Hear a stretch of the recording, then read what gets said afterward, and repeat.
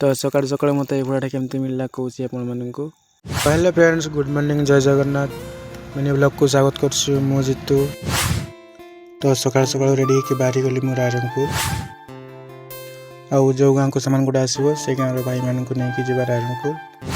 से भाई मान छक को बाहर से को लेकिन जी रास्ता बहुत खराब अच्छे देखिपे आपने।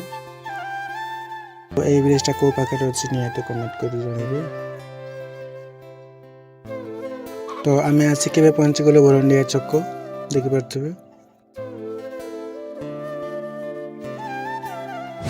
मुझे अच्छे आरंभपुर डेली मार्केट रे धनिया पत्र लंका नहीं कि जीवा।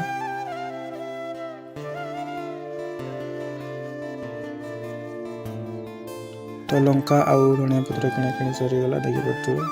लंका धनिया पत्र तो एबे मैं पहुँच गले से दुकान को। गाड़ी रहा से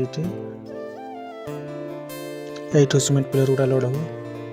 तो देखिपे सब ये दुकान में एमती किसी जिन मिलूँ।